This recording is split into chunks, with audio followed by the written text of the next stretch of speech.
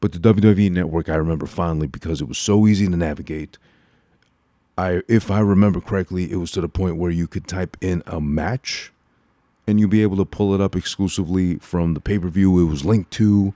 Then they started uploading the WCW stuff, the ECW stuff, the AWA, I think, and Mid-South and Smoky Mountain, all the good old shit that we should be learning from as far as, viewers are concerned. But I digress. The whole point of today is that 5 years ago, December 2020, is when we got the release of this rather unique, not so much like investigative piece or anything like extraordinary, just blowing the lid off of wrestling and, what's real, what's fake, but more so like a really cool time that is finally remembered by some, by most, depending on how old you are, which is, known as the Attitude Era and or basically when WCW was cooking, as the kids say today.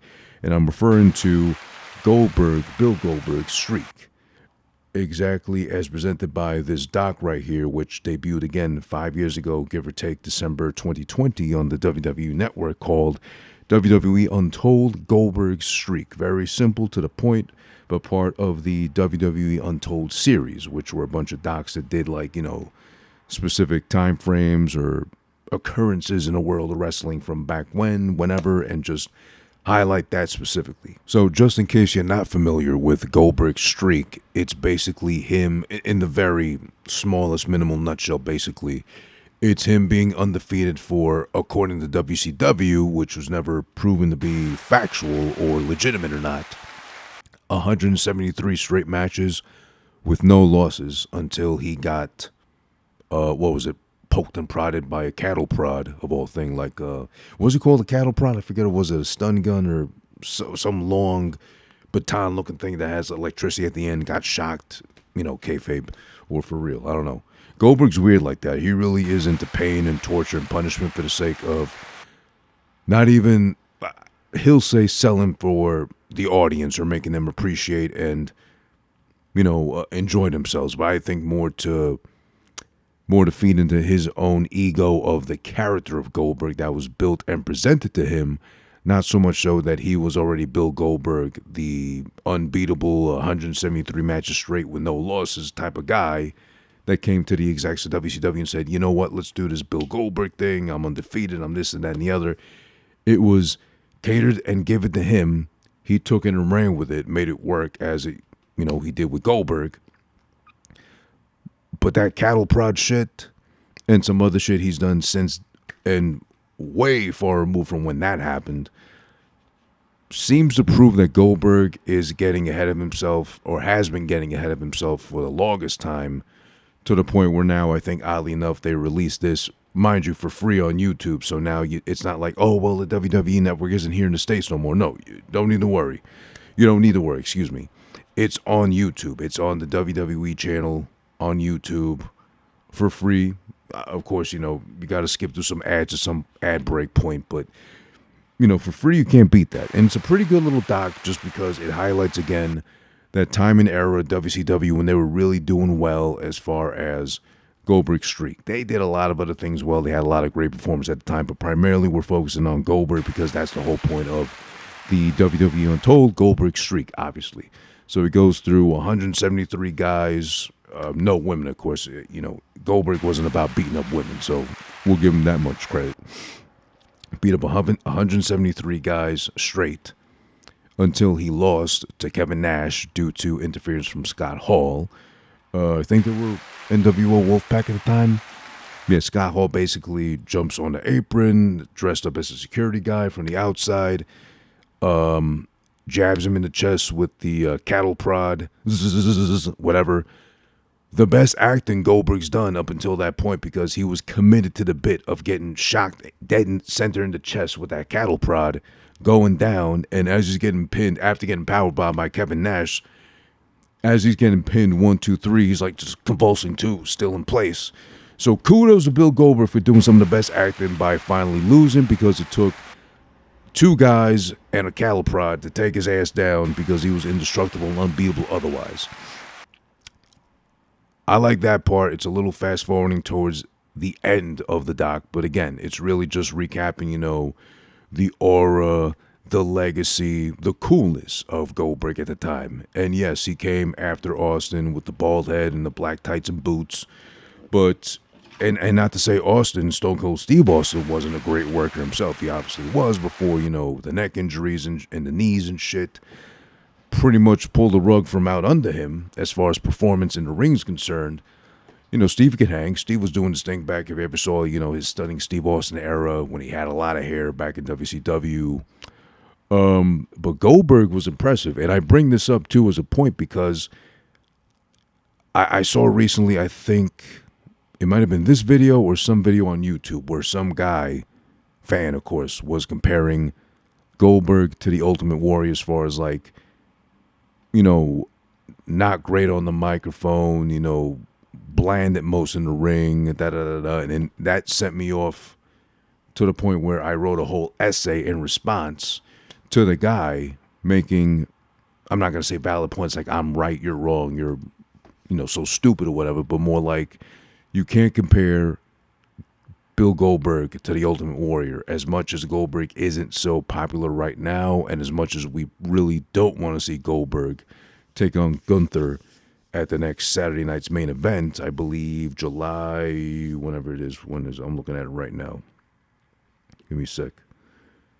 July 12th in Atlanta, in his hometown, Goldberg's hometown. I'm guessing the main event of Saturday night's main event, excuse me.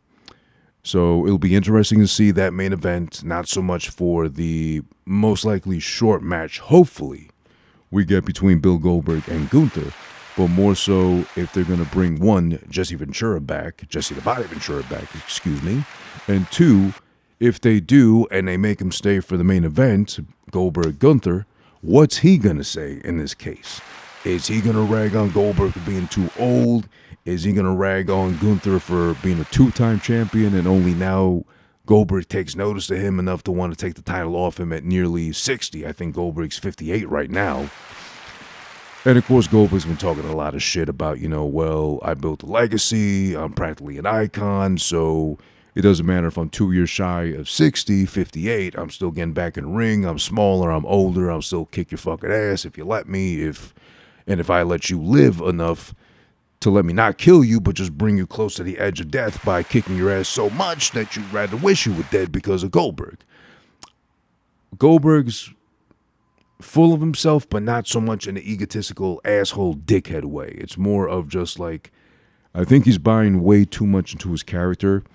And as a start, as to why he may have already been buying too much into his character from the start, right before he even started the streak thing in WCW, is, I'm sure you're aware, if anything, if you're familiar with Goldberg, but as the story goes, he started out in 1997 in the WCW power plant, their training academy, regiment, whatever, where they would train new guys that had potential, mostly like in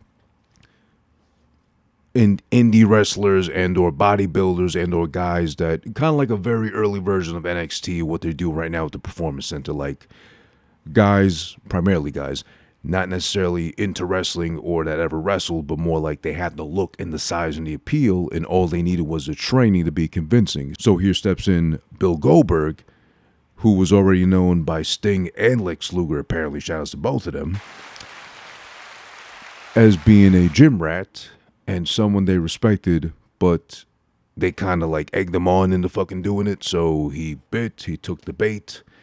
He made it happen. Fast forward, they debut him. He's against Hugh Morris, which, Hugh Morris ain't a small guy, and shouts to him, I guess, for being the first victim of the streak. One of the more enticing streaks to have. I mean, Undertaker has this fucking WrestleMania streak until he got, pretty much fucked by Brock Lesnar. The story, however that goes, if Taker consented to it, Brock proposed it, Vince wanted it, it doesn't fucking matter at this point. But you can't compare 21-0 over 21 years versus 173 on the record wins in like a year and a half, I think they said it was. So it's a really short window of time to have accumulated all those wins, as they say, because that's also another point of debate that Goldberg's holding on to apparently a lot. And I think even I forget what interview it was, in order to promote the upcoming match with Gunther for the title. Like, oh, well, he even got the number wrong. So mind you, even in the fucking cover art or this fucking thing on YouTube, it says 173. WWE Untold, Goldberg Streak, 173. You should be able to remember 3 at the end of a 3-digit number that pertains to your streak that you accomplished on your own. But he got the number wrong. He said, oh, yeah, well, I'm 176-0, so of course that says a lot for me, basically, in history speaking. Well, you didn't win all those matches because that's also a point well brought up and discussed by some. Not everybody, of course, because the whole point of Doc ain't to shit on Goldberg. Is more to, like, just highlight that time where he was unbeatable, indestructible. Who was going to be the one in 173 and fucking however many matches he's had, and there was no one really stepping up to the plate because he became a double champion. Then he fucking did all these things. He would beat Hugh Morris like 37 times to probably add on to the 173.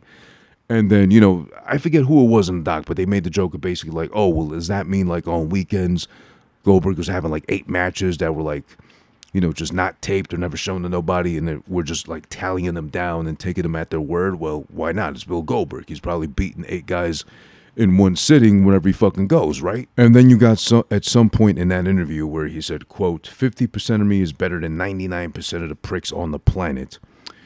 That is also nice to think of, Bill, and I'd say still debatable now that you're inching towards 60, respectfully, of course.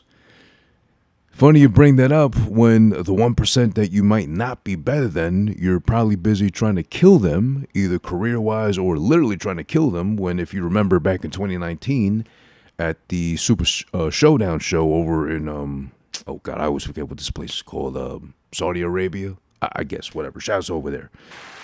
But at that show, it was him and Taker, like what, 20, 15 years too late, which would have been great back all the way back when. We got that match that no one asked for. Mind you, back in 2019, a year shy of the pandemic. So, what is it now? Math. 6 years ago, basically, right?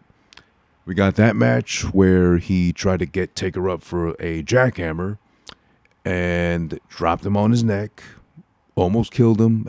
People like to exaggerate, fans too. So let's just say you almost paralyzed him. Turn the Undertaker into a vegetable, pretty much. That'd be a long cucumber, basically, since he's almost 7 feet tall. I digress. I'm sorry about that joke at the expense of becoming a vegetable, potentially. Shout out to the Undertaker. He's healthy now, but, he was close.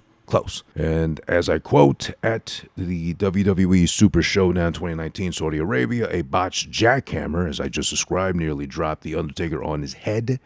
And he, Taker, later revealed that he was, quote, 2 inches away from making his wife a widow and his kids fatherless, unquote. Goldberg, oddly enough, and knowing Goldberg, had also given himself a concussion before the match even started by headbutting a door during his entrance, and further concussions during the match, etc., etc. So, Goldberg is a menace to himself by buying too much into the character and being like, you know what, I got to commit to the bit. I got to bash my head into a locker, a door, wall. I don't care if it's brick or whatever they got going on. I got to bash my head into it to really get into the mind frame, literally, Bill Goldberg, kicking through the fucking smoke in the entrance and punching and uppercutting or breathing in and snorting it out like a bull, which I'll admit, the entrance is always fucking cool. The theme, always fucking great. But it's crazy how that'll go to your head, too. Because, again, when he's not busy trying to kill, allegedly, the Undertaker by mistake, of course, he's either getting involved again or I'll give him the benefit of the doubt, and maybe we should too. It could be something as simple as the company comes around every so often with a big old bag of you-know-what, drops it on his lap, and being like, hey, Bill, why don't you come on in one more time? Take on this guy, squash him real quick, take the belt off him. You don't need to be a champion at your age or at this point, but fuck it, why not? Then there's also the fact that not only did he almost kill Taker, allegedly, and by accident, of course, not intentionally, I would hope, he killed pretty much the push, the run, the potential that the Fiend character, aka Bray Wyatt, rest in peace, of course, could have had while he was, as the kids say, cooking at that point. While being champion, Goldberg comes in, takes it off of him in a squash match, basically pretty much, and just ends his credibility, his potential to really get over with the crowd like that whatsoever. Well, I mean, the crowd still loved him, but like, assassination of character is basically what happened. So he did that, and then there's the fact that now he's coming back again at 58 years old, quote. This will be the 58-year-old's first WWE match since losing to Roman Reigns at Elimination Chamber 2022, and he's searching for a different result. Obviously, he wants to win this time. Goldberg and Gunther are set to face off on July 12th in Atlanta at Saturday night's main event for the belt. By the way, I think, did they confirm the belt? Well, if it is or it isn't still, who asked for this match? I'm not going to say directly Goldberg, but it could be the bag that was placed in front of Goldberg, and he couldn't resist. And there is the fact that, yeah, he did say he wanted his final match to be in 2025, so he had one more match in him, despite the fact that the last one he had was a loss at the hands of Roman Reigns when he was he already doing the tribal chief thing? I think so. So he just became another victim of Roman Reigns' tribal chief, acknowledge me gimmick and bit. So there's that to consider. Going back to the doc, there's a lot of point in times where, again, there's proof positive of Bill buying, again, way too much into himself and his character, which is good. I mean, you believe in yourself. You're reaffirming that you should be taken as credible, as believable. He was on top of the world, per se, as far as the WCW roster is concerned, And, of course, with that comes, being able to trickle over into the mainstream, become a part of pop culture, magazine covers, all that shit as the face of WCW, besides Hulk Hogan, of course. That might have also helped fuel his ego, which was already, I'm not going to say huge, but more like it's obvious that he believed so much into his character, that he believed he was the character like that, and had to do everything possible to make that character believable at all costs, at all times, even when taking a loss, because it's not enough to take a 1, 2, 3 on your back, and that's it, call it done, let's go home. Taking it back to the match where he lost and the streak was broken at the hands of Kevin Nash and Scott Hall, Goldberg apparently wanted to be tased with an official police taser, the thing that shoots little fucking I don't want to say harpoons, more like little jagged edges into your chest and just send, currents of electricity through them, basically like that, right? He wanted that instead of what they settled with, which was a cattle prod, which I'm assuming, I don't know cattle prods, and I've never been shocked like that before. Hopefully I'll never be.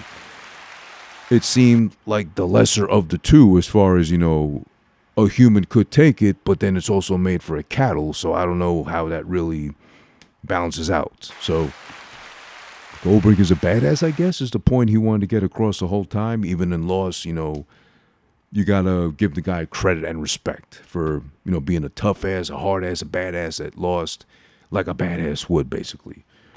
Totally unnecessary, basically, but you know what? The doc does a good job of highlighting at least the highs and lows of the streak, what came after, Bill Goldberg in general. It's a short watch, too, and again, it's a short, free watch. 45 minutes, I think, 40-something minutes, not even 50, on YouTube for free. You can watch it at your own discretion, go through some ads and skip through them just to get to the fucking end of it. And then, it's good. You got commentary from DDP, Diamond Dallas Page, Kevin Nash himself, some others. I forget if it even goes over or discusses the kick to the head on Bret Hart, but even if it doesn't, it's a good watch. I recommend it.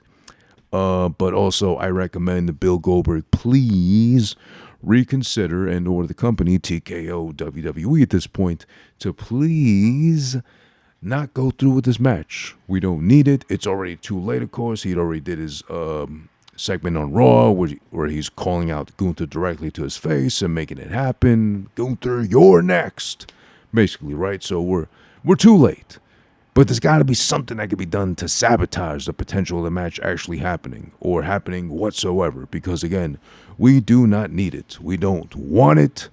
Goldberg does, but that's just for a sense of false pride in himself. He already said when with the Taker match or one of those matches, like, oh, I need to see the look on my face of my son, seeing this old man in the ring still doing his thing as Goldberg. But it's already too late for that. It's already been 10 years, 15 years too late for that shit to come off as you did when you were at your peak, when you had a world full of kids to look up and admire you. Now you just want the one kid that is your own to see you in your glory, in your mind at least, your glory still, because you're way too old and way past your glory, Goldberg, respectfully. You don't need to do it. It's unnecessary. Let the company live as is. It's already not doing great, and this is a name that no one wanted to come back to boost ratings or get a pop. If anything, people are going to tune in honestly just to see, one, how short the match is, two, in hopes that Jesse Ventura is going to be available for commentary for that match, and three, if he's potentially going to shit on either Gunther for accepting the challenge or for Goldberg thinking that at his age and not looking how he used to be, wants another go-around, wants this to be his last match. And also, four, if his last match, as I'm guessing it's going to be officially this time around with Gunther, if he's going to take the L and just fucking ride off into the sunset as he probably should at this point and just be happy with the career he made. Because from that career, he got recognition, notoriety, and of course, a lot of money. For every time he's got to come back, according to the company, and them deeming him necessary to do so, he gets paid a hefty amount. I'm not trying to count his wallets. I'm not trying to count his bank account either. But I think he's been more than fine as time has passed. It's unnecessary for him to do this, but if they're going to do it, okay, might as well give it to us in Atlanta. Saturday night's main event. Jesse on commentary to see. I got a safe bet going, I guess, inside myself that Jesse Ventura will shit all over the match. Or just do what he did with like the cage match with, Damian Priest and Drew McIntyre.